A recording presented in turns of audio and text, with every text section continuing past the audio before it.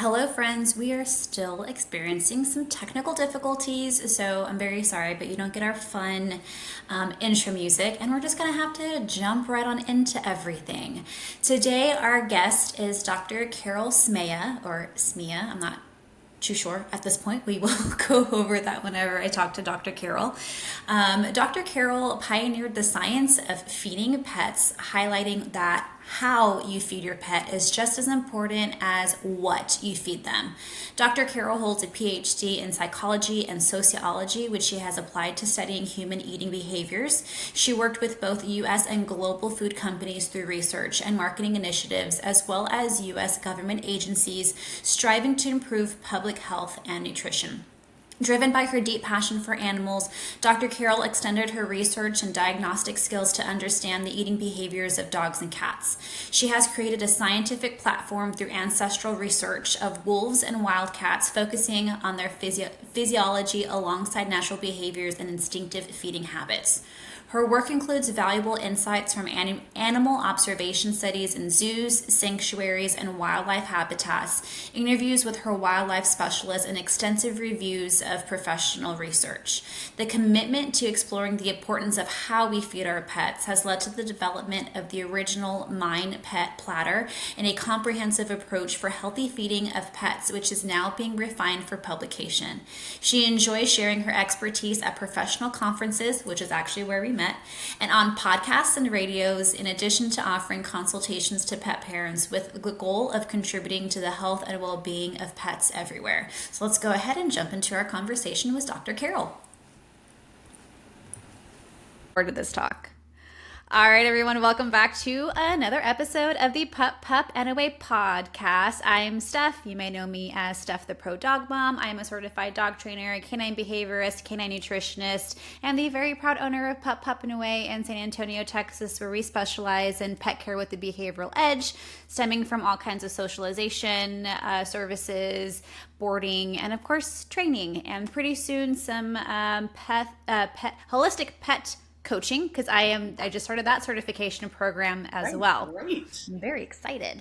All right, so today I'm joined by Carol. Carol, I should have asked you this before we started. Is it Smeja? Smeja. Perfect. You got it. Yay! Perfect. I can thank Kara for that. I listened to your episode with Kara just yesterday, so I was like, is there anything else that I haven't asked Carol?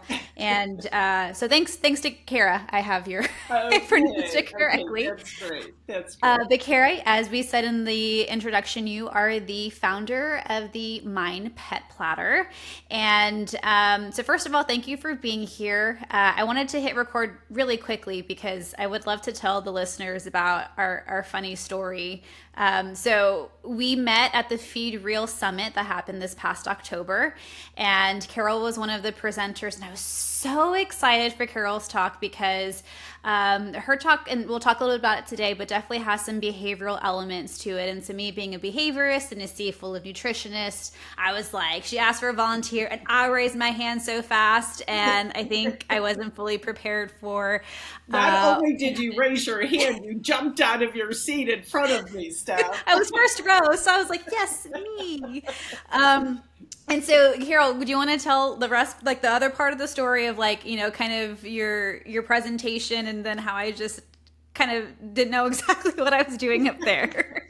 Well, my goal was to get somebody who really was not trained in any sort of way, either in psychology or behaviorism or anything else, because I wanted to talk about how paradigms basically help us misinterpret the world, because we all look through the world through predetermined glasses based on our own personal experiences.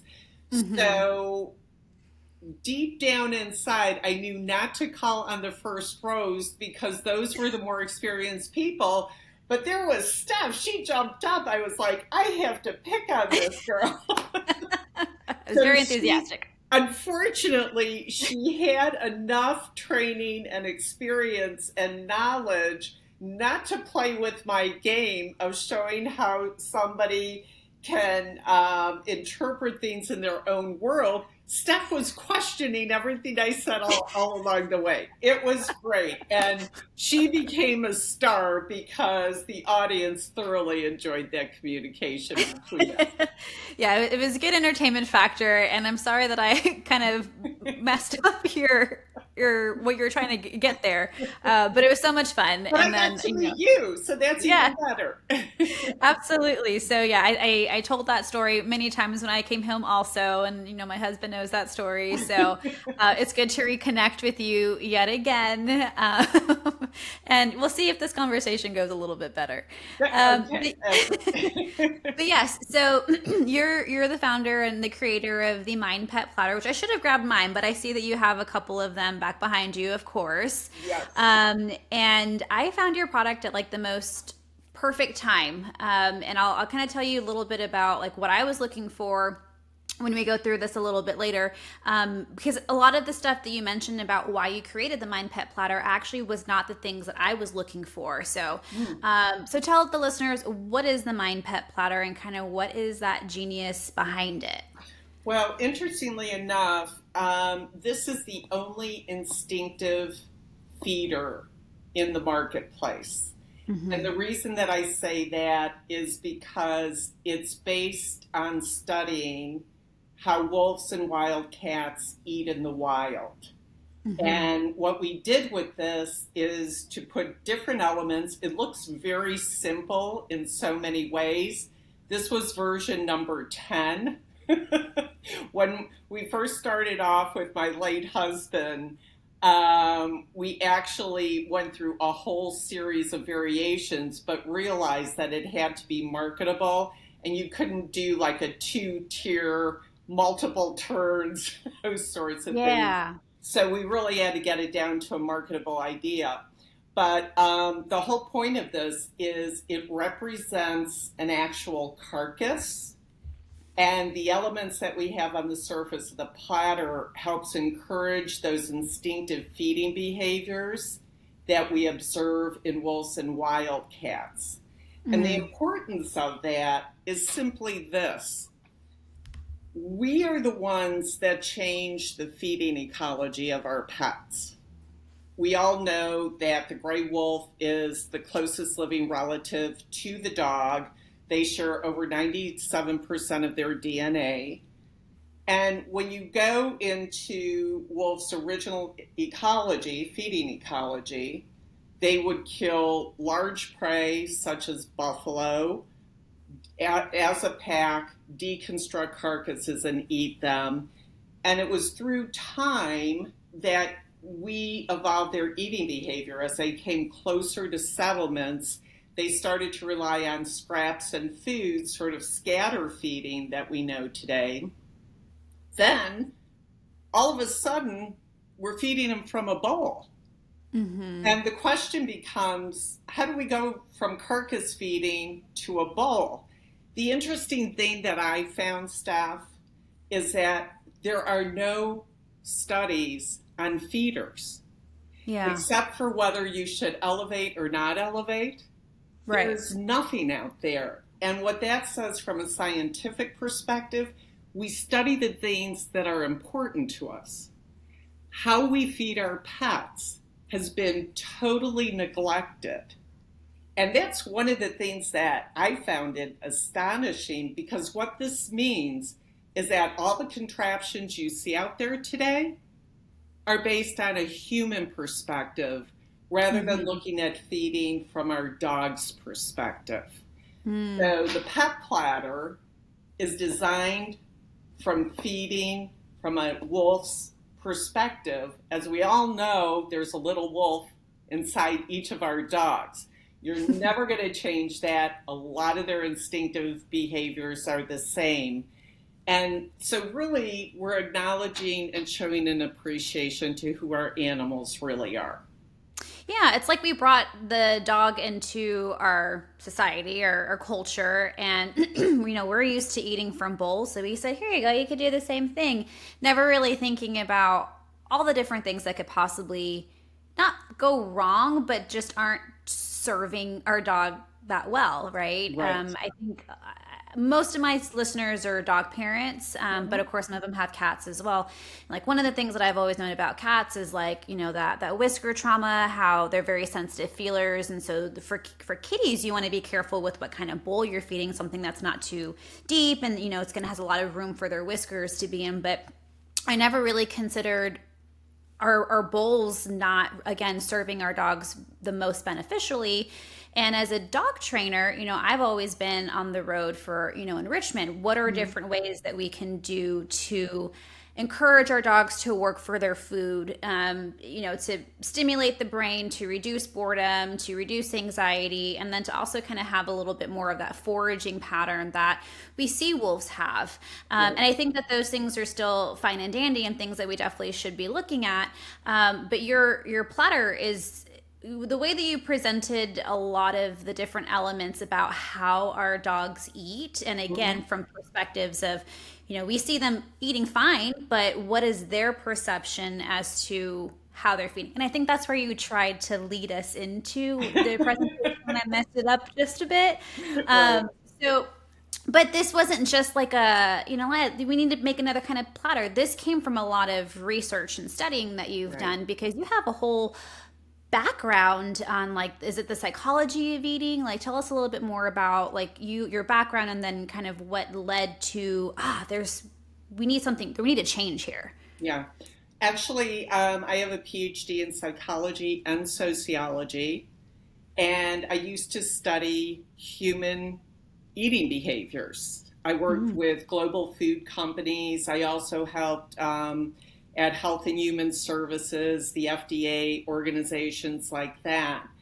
And so, where this whole story started, and this is true with most, excuse me, most new ideas. We had a little dog, Pip, a 14-pound Havanese who ruled the neighborhood, and she would inhale her food, I swear, Stephanie, in about 20 seconds. Okay? Unbelievable, and would let out the most horrendous belch. People would have tears streaming down their eyes. I mean, it was like a 500-pound football player just belching. It was long and big, and it was just embarrassing. Oh my One, God. one day I was making chicken breasts for her, and I was cutting them up on the board, and my daughter Hannah said, "Mom, why don't you put it on the floor and give Pip the rest?" And I did.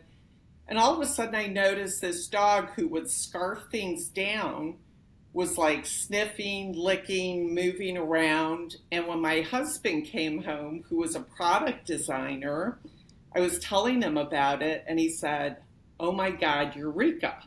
Both of us being dog lovers, we realized there's something missing in the pet industry. We haven't been paying attention.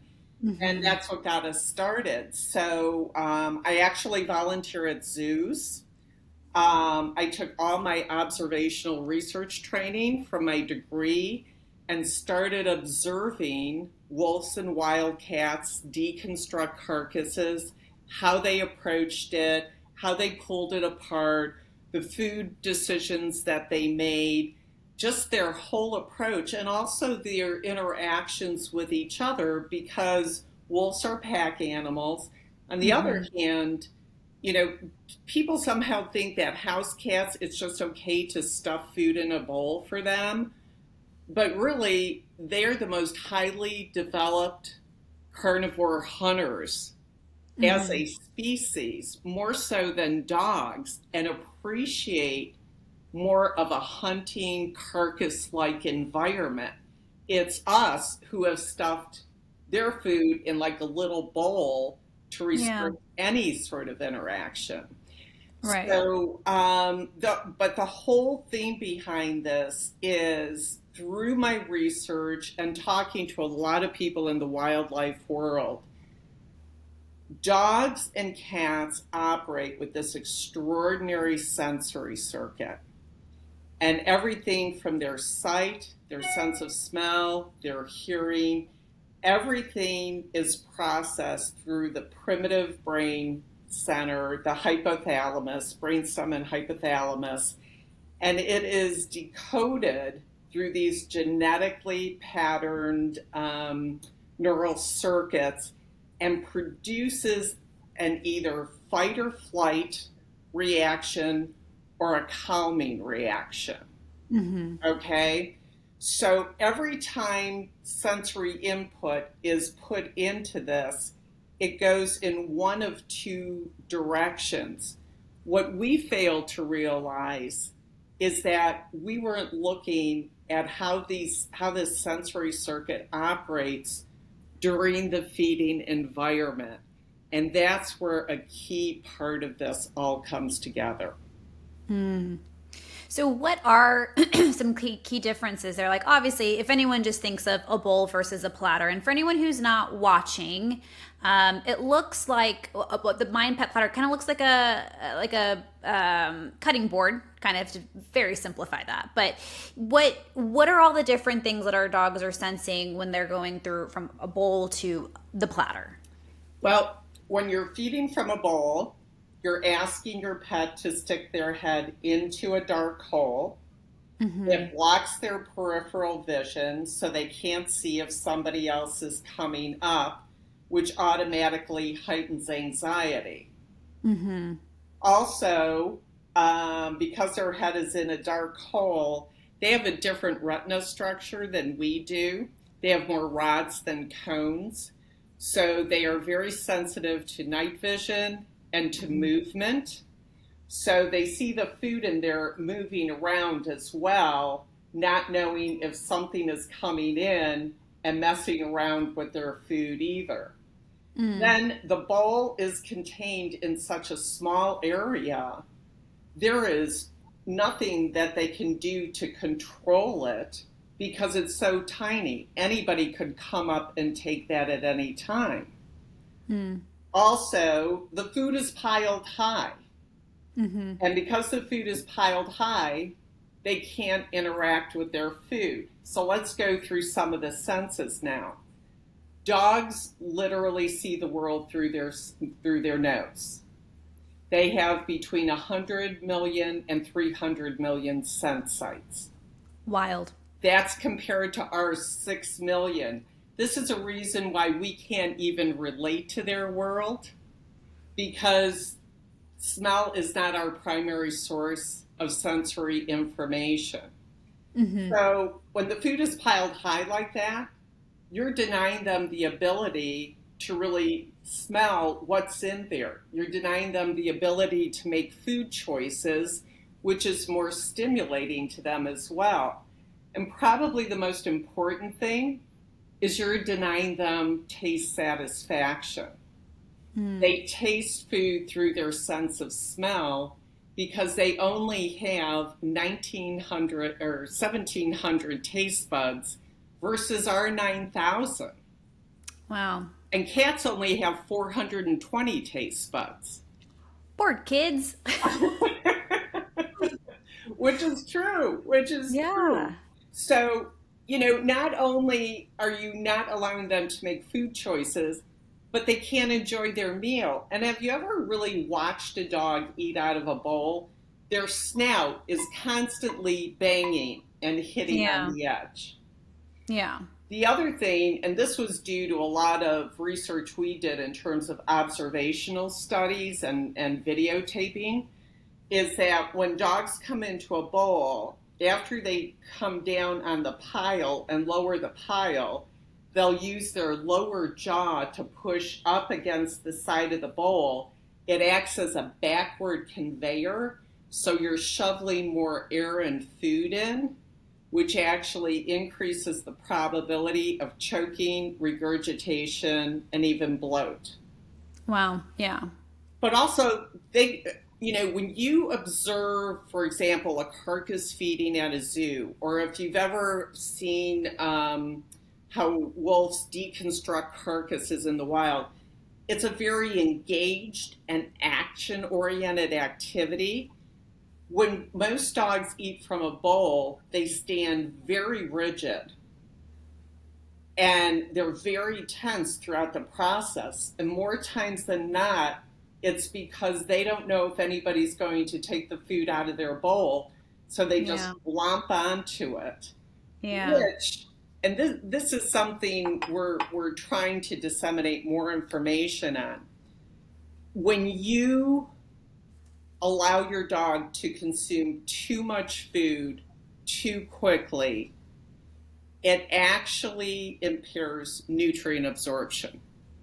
Mm. So you think, pet parents out there are spending all this great money on food, thinking their dogs are benefiting nutritionally from that food. But in the long run, when they're gulping the food down, the small intestine doesn't have time to create digestive enzymes to deconstruct that food for absorption. So Mm-hmm. it's like good food in and good food out.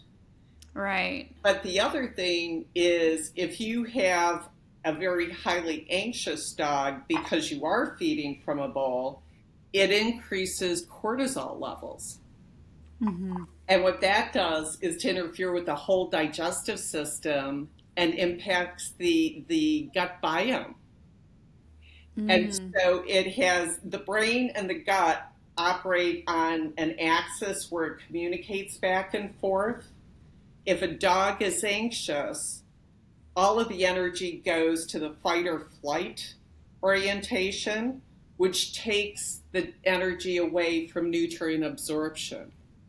So that's Yeah. why we want to create a feeding environment where the dog and cat have total control of their feeding environment and they can properly engage in eating from their point of view, not ours. Right. And there's a reason why, when we have the autonomic nervous system, the parasympathetic and the sympathetic, there's a reason why it's called flight and fight and rest and Right. digest. And those are two very opposite ends of the spectrum. But And so even isn't in it? the, It's very simple, though. I mean, Mhm, they are pre-programmed like that. So if we mhm, begin to understand when I create a feeding situation, how those sensory circuits are feeding information, it's going to mhm. determine one of those two aspects. It totally changes our perspective of feeding. Absolutely. It's not just about what we feed, but how we're feeding as well. And Exactly. just to kind of like circle and just to tie in a little bit more of like a training and behavioral aspect to this too.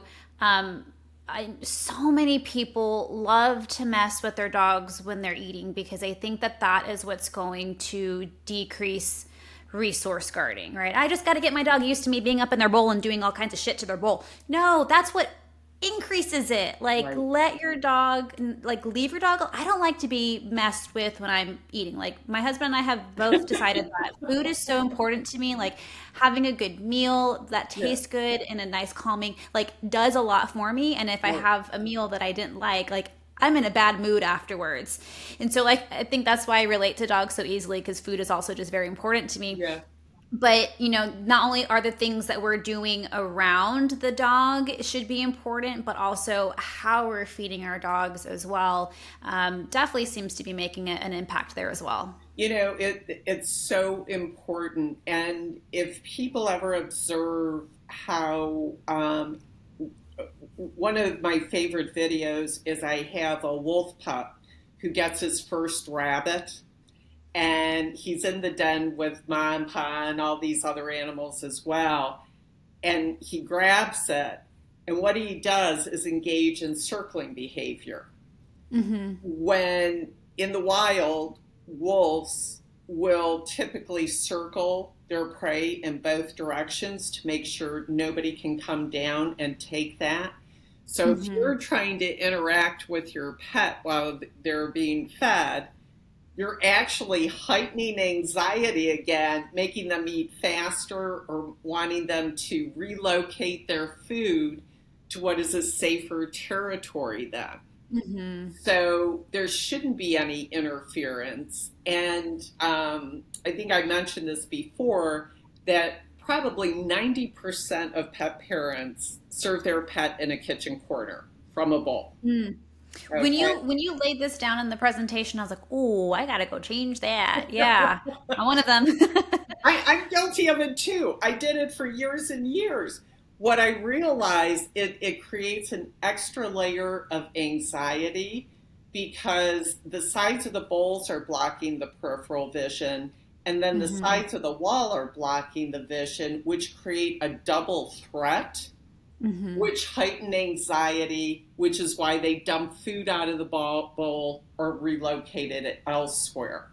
So Mm-hmm. they're doing innate behaviors. It's that fight or flight that kicks in. That's what you're really observing. It's not aberrant behavior on their part. Yeah. It's funny that you said when you say certain things, I just think of, oh yeah, like just other experiences in my life. And a lot of kiddos who come, as I said before, I have a boarding facility. So we have some kiddos that will come, they'll board with us while their parents or their family are traveling. And we have a small handful, not a bunch, but a small handful of kiddos who they won't eat in that boarding environment because Right. it can be noisy, it could be overstimulating, even though we do an orientation to make sure that this dog is going to be comfortable emotionally and physically in the kennel Right. with us. But, when they get in that environment, they're in there for a couple of days, they're just like, this is, it's quite overwhelming, as most boarding facilities do. I think probably all, right? We have dog bowls and we feed them from there, and we keep an eye on that kiddo that's not eating. And Yeah. our rule is if they haven't eaten 3 meals in a row, we start to do things, whether it's adding some sort of enticement, peanut butter, broth, water. We start for slow and then get more aggressive. Right. One thing that we find that happens and works well for a lot of these kiddos is if we dump the food on the floor or feed them on a plate.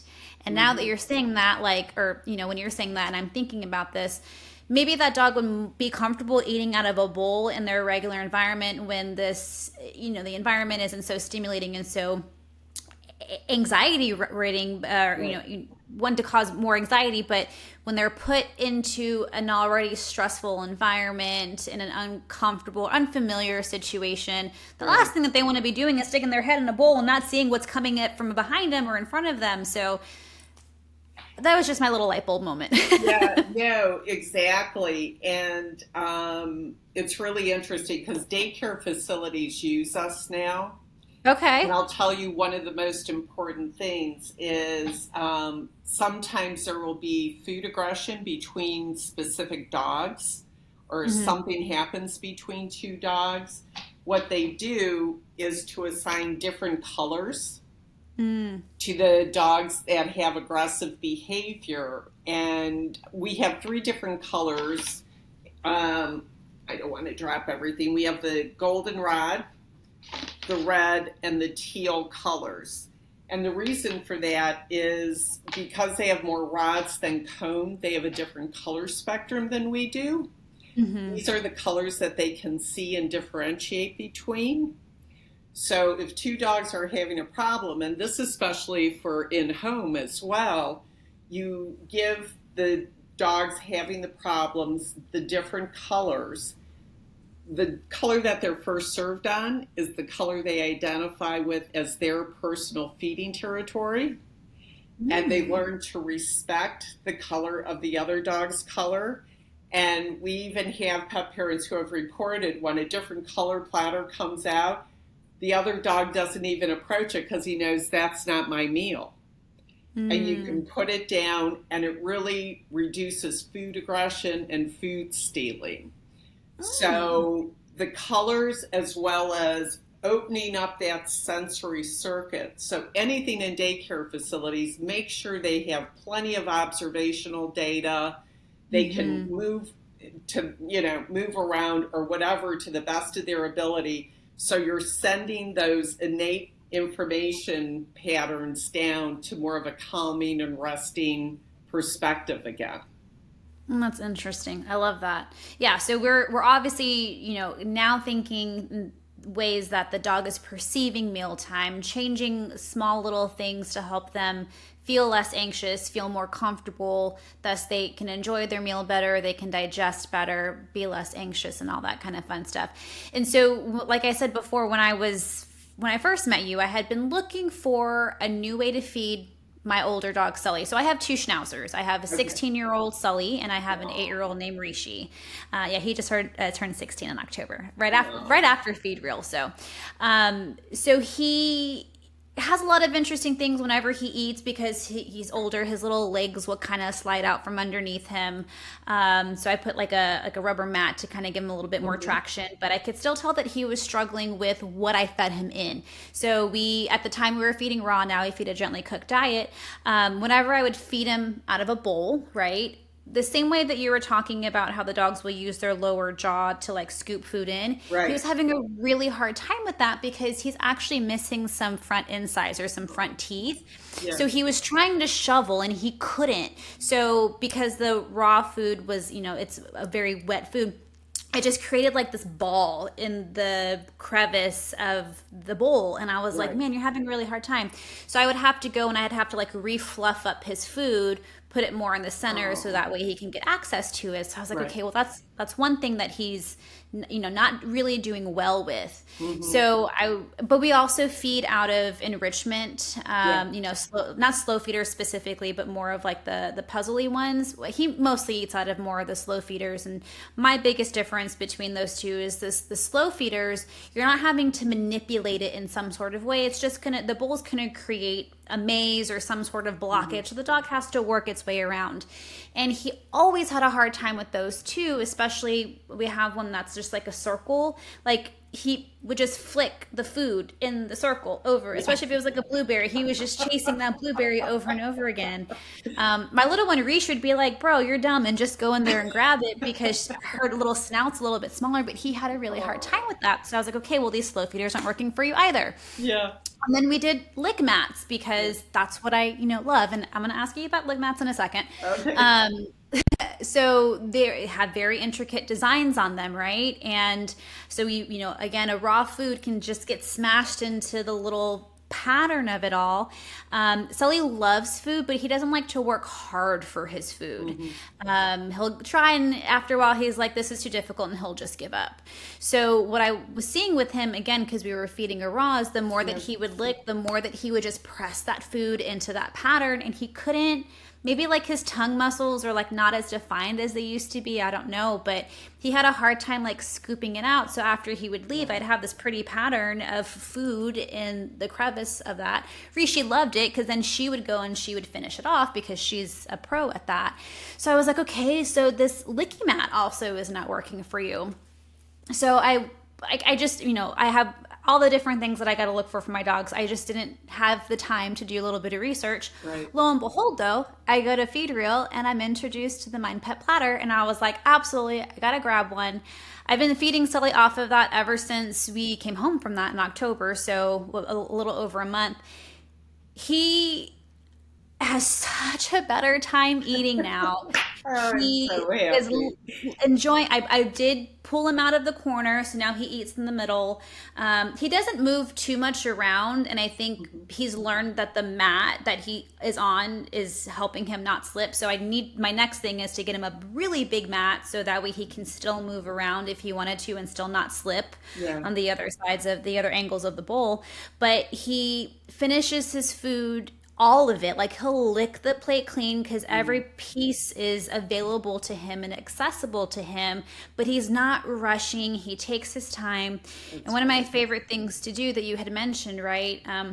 This doesn't really make sense for kibble feeders, but it'll make sense for people who more like raw feeders, or maybe you're adding a bunch of different things to his bowl. But one of the things that you had mentioned in your presentation was to spread the food out and to put, the veggies on one side and the meat on one side. That way they can pick and choose what they want when they want.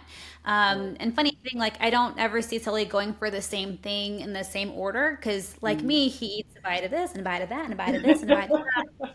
But it's fun to watch. It's fun to like make the little Yeah. presentation. It's so pretty, but it's fun to watch him decide what to eat in a more comfortable setting and actually like finish his meal without any sort of frustration. So you should also potentially market this for senior dogs as well because it's made a game changer for him. Oh, that's great. That's great. Well, basically, what you did was to create a carcass for him. Yeah. Yeah. You can do protein piles, vegetables, fruit, whatever you want to do. But the important thing is, this is the best way to stimulate their brain because you're allowing them to make food choices. Mm-hmm. And there was one study done, like I know some people will say, well, if a dog is raised on kibble or a particular type of food, they won't, go after anything else. But there was a study done with both dogs and wolves who were raised in the same environment in captivity. Okay. Okay. And they gave both the dogs and the wolves the opportunity to either have meat or to have kibble. Okay. Mm, Both always went to the meat. yeah. Okay. Instantaneously. The interesting thing though was what they found is that if they were deprived of food for a while, the wolves were more likely to opt for kibble earlier than dogs were. Oh, And do you know why that is? no. I won't guess because then I will give you the wrong answer. You're just going to give me the answer You yourself, learned your Carol. lessons, Steph. Feast or famine. Because of what? Feast or Oh, famine. okay. They were like, I got to grab this right now. Because I don't know when my next meal is coming. And I would Hmm. argue over evolution, the feast or famine is still more ingrained as an autonomic nervous response than Hmm. in dogs. Interesting. Because obviously wolves are basically meat eaters, right? Hmm. So for Hmm. them to go to that means that an instinctive behavior is operating in that. But the whole Hmm. point of the study also shows dogs and wolves make food choices. And by Hmm. stuffing it all into a bowl, you are taking away one of their most innate thinking. And Hmm. where they start, it's usually what their body is craving nutritionally. They will go after those food items that are going to meet their nutritional needs at that particular point in time. I mean, Hmm. even when wolves open up carcasses, they typically go after organ meat, but not necessarily all the time. Sometimes they'll line up the organ meat and go after more of the muscle meat. So we're shutting down their brains and who they are as animals by just Yeah. shoving it into a bowl. Yeah. In terms of the lick mats, it's sort of counterintuitive to healthy feeding. And there may be some dogs that do fine on it. Through our observation, what we have found, the lick type mats are designed to not allow the dog get the food. Right. Okay, Hence, that's oh, the yeah. premise. That's our goal. You Okay, want them to get the again, food. from our perspective. That's why everything with the pet platter, the size of the scoops, the ridge, everything, we actually measured dogs' tongues to ensure that they could get literally every speck of food anywhere on the pet platter. I love that. Now, some dogs may do fine and they may have smaller tongues, but this is the one thing you want to look out for. Anytime your dog goes into highly repetitive licking, that means a heightened state of anxiety. Mm. That means they're trying to get at the food because remember, they have up to 300 million sun sites in their nose. So they're Hmm. smelling the food, but their tongue can't get the food, which leads to obsessive compulsive licking, which leads to aggressive behavior. Hmm. So I would say the most important thing is you want to make sure the dog is not suffering from anxiety and not engaged in this rapid licking and the body position being very, very tense because that means he's in a state of frustration then. Yeah, that's so interesting. And I think one thing I kind of want to clarify a little bit for the listeners is when you're talking about rapid and consistent licking, Right. right?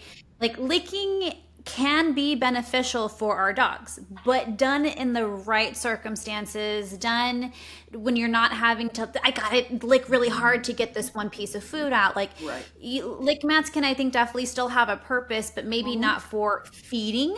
Maybe they're Yeah. more for like an enrichment, something that, is not going to get jam packed into those things. So, just like everything, there can be, there's too much of, what's the saying, like you can still have too much of a good thing, right?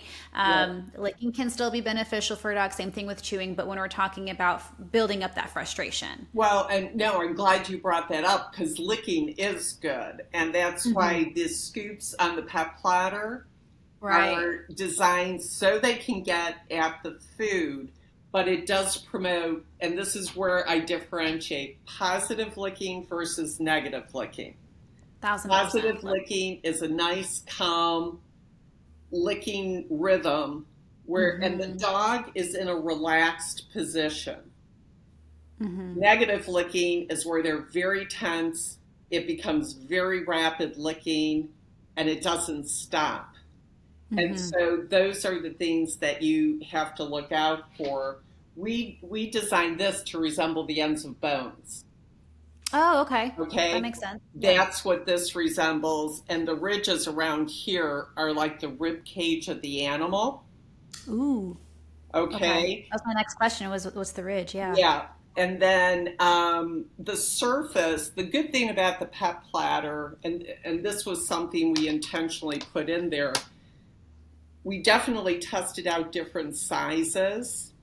The small is great for smaller dogs under 20 to 25 pounds, the large for over 25 pounds. But the territory that we provided, we wanted to make sure that food piles or food could be all across the surface. So they're not only slowing down the pace at which they eat, but also the amount that they eat. Mm. Mm. So when you have more of a steady stream coming in, because with a lot of the slow feeders, they're still taking in clumps of food.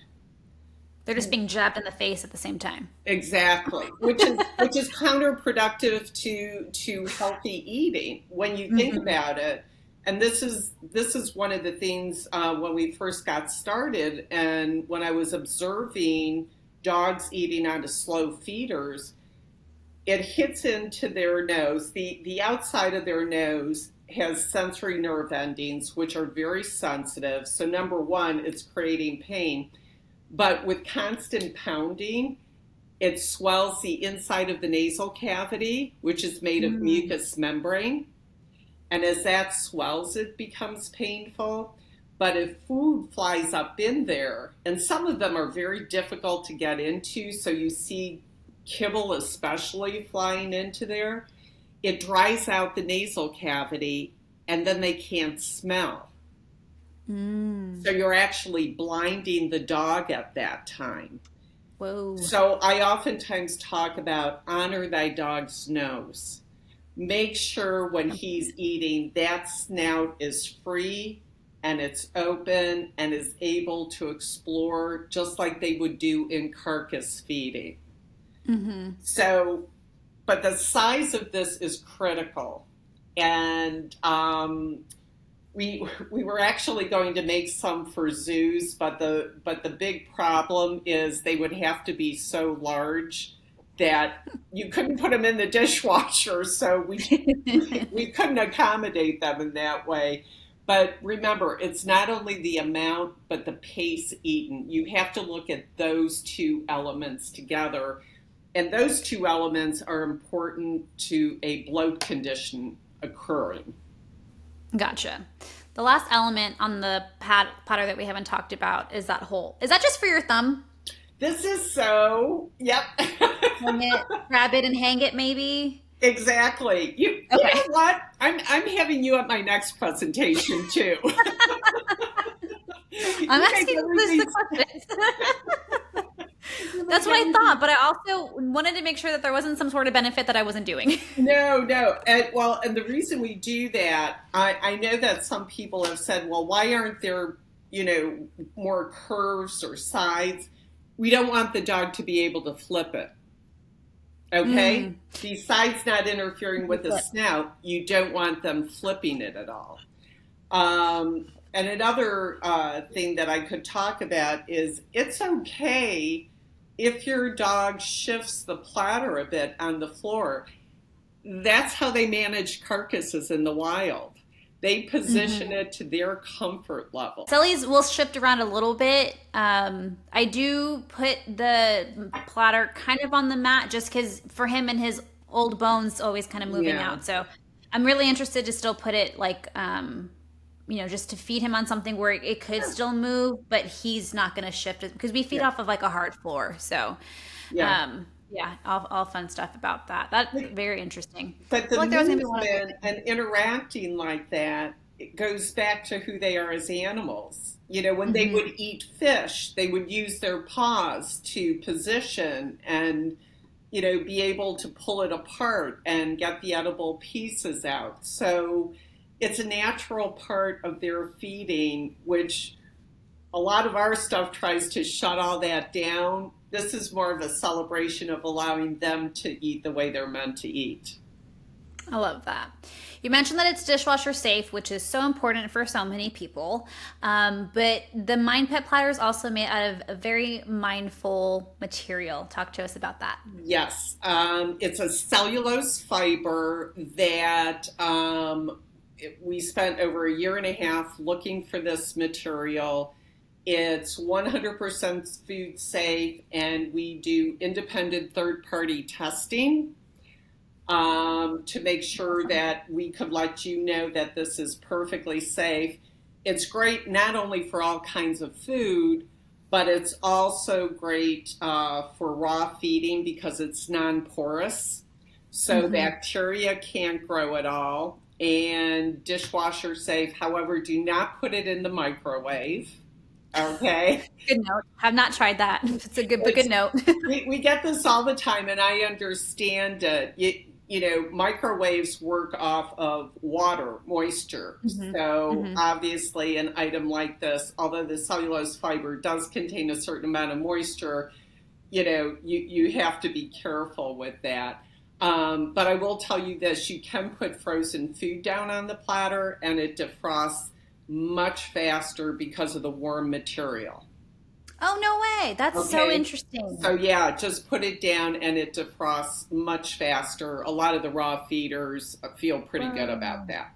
Whoa, I had no idea. Out of all the different things that I've heard you say on the different podcasts, I hadn't heard about that one. So that's very interesting. That's awesome. And the sourcing of your material is also something that's important, and I think something that you guys have done a lot of due diligence behind. You know what? Thanks for asking about this. I know people say, why is the pet platter expensive? Mm. And the core reason is we are 100% USA. Okay? I don't think people understand. We actually hired a material engineer to educate us on this because we really didn't know what we were walking into. And anything coming from China, you have to be so careful with because they rely heavily on recycled consumer waste and industrial waste. Mm. And the same thing is happening with stainless steel. Okay. I give an example. One of the engineers that consult on our project, he actually, for another customer, ordered 60 stainless steel bowls from China and found that two-thirds of them were radioactive. Whoa. The reason for that is industrial waste can contain radioactive material. Okay. Okay? So it's so important to know if something is recycled, Mm-hmm. where it's sourced from. And what I was so surprised of is India gets two-thirds of its stainless steel from China. Mm. And now Italy and the Netherlands are importing more recycled plastics and stainless steel from China as well. So these items are being made in different countries besides China, but they're the manufacturers are getting the materials to manufacture the item from China, which has a high rate of industrial waste, thus polluting the material. Right. Because Okay. if depending on the quality of recycling, if you're using raw industrial waste and consumer waste, you do not know what's in there. And Wow. you can go online and actually find whole cities in China where they used to store the recycled, the when they were importing the waste, and the whole towns are wiped out. It killed everything. Wow. So to us, in order to do it right, the one thing we do is only we know where all of our sourcing is from. That's awesome. And it's a lot more expensive to do.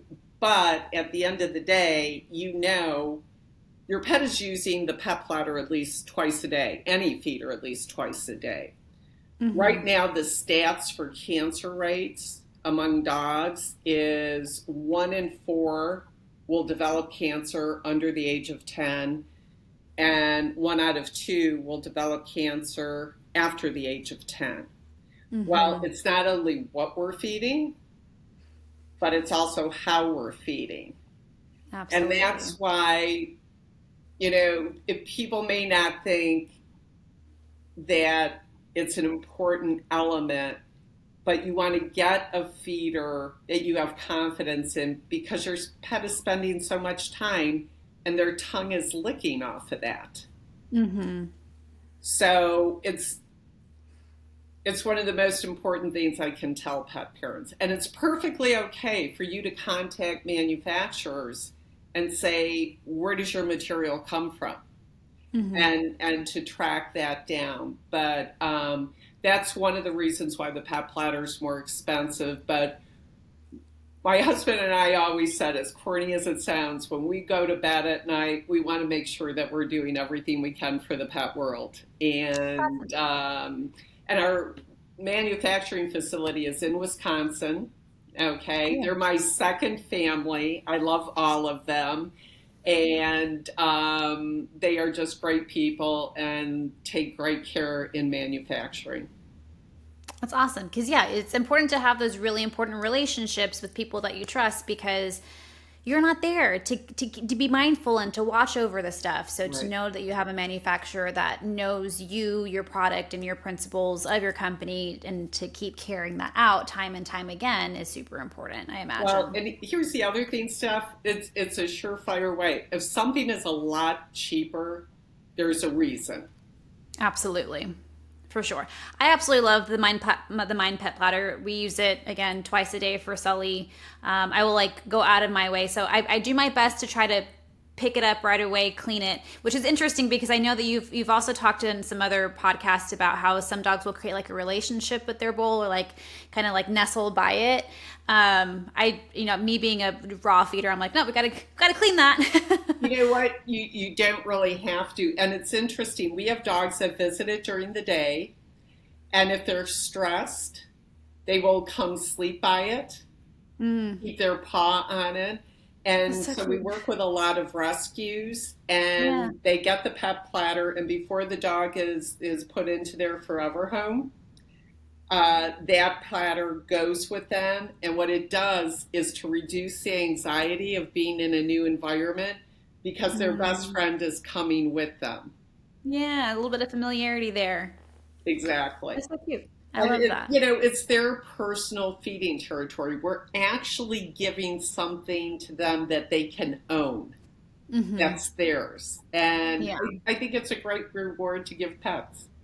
Yeah, it's a very like a unique perspective on that for sure. I'd be curious to try that out with my two. So Rishi normally will finish her food first, and then she'll try to go steal from Sully. But that hasn't been a case since I've been doing the Mind Pet Platter because now Sully doesn't have to work as hard to eat. doesn't eat fast because that man can gulp. So this Yeah. does like reduce the gulping, but still makes it so he can finish it. I actually have a yellow one and a teal one for him. So now I got to buy Rishi a red one and do a little experiment to see if she'll stop sharking over. If she knows mine's the Oh, red one, yeah, yeah. then I'll stay on the red one. I don't know. She's kind of a tough cookie. So she might not do that. Let me know what But if she happens. does, You can do your own experiment with that. yeah, but if she does, like my brain will be shocked and so blown. All right, fantastic. Well, you have a little like a promo code for our clients or our listeners, right? So the Mine Pet Platter can obviously be bought online. Do y'all wholesale as well, correct? Yeah, we have a Geeks? list Okay. of retailers, so you can check that out. So if there's one nearby you in your particular state or city. Yeah. We'll probably carry them soon. Building the boutique is my big goal for 2026. So I definitely will be carrying you guys soon. But for now, I'll drop the link. Is it minepetplatter.com? That's it. And we Perfect. gave you a special code and just input that and we'll give you 10% off. Perfect. I know that I could choose between the two. I think we're going to go for the PP ampersand A 10. Right. Correct? So Right. PP and A, but the and is the and symbol, which is known as an ampersand, Yeah. in case you didn't know that. A lot of people are like, what's an ampersand? And I'm like, it's the and sign. It actually has a cute little name. And it's not just and sign, it's ampersand. So PP ampersand A10 in the promo code, and that'll give you guys 10% off on your very own Mine Pet Platter. Highly encourage it. Like I said, I had a lot of really great experiences with it. Anyone that I know who has also bought it has had really great things to say too. I guess I'll tell you this. So one of the other gals that I went to the feed reel with, her name's Tina. Shout out to Tina if you're listening.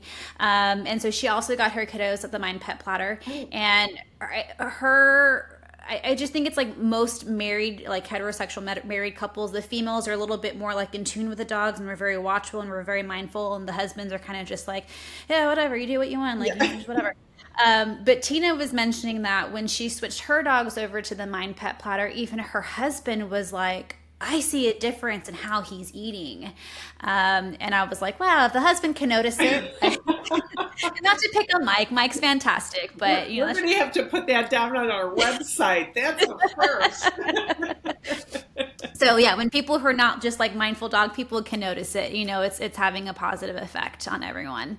Carol, is there anything else that you want to mention about the Mine Pet Platter? Anything else before I let you go? No, I think the only thing I can say is part of the enjoyment of using the Pet Platter is that it really helps you to bond with mealtime and your dog, because you start creating more interesting meals. It's almost like a charcuterie.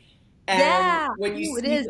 when you see the dog more involved in it, it's sort of like it reinforces you to do more. And a lot of our pet parents have said it's created a whole new feeding dynamic now. And That's awesome. it's For almost them as like well. cooking in the kitchen with your child. It's a bonding experience. So Yeah. we hope over Thanksgiving people have the opportunity to do that then.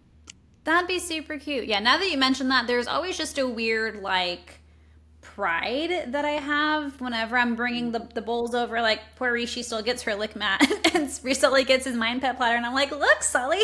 And yeah, it definitely has created a little bit of a difference there. Even though I love feeding time with my dogs, right? I think it's a Yeah. whole experience, and it definitely has just put the cherry on top for us for sure. Oh, that's great. That's great. Send me videos. Is that okay? I want to see them in Sure action. will. I sure will, for sure.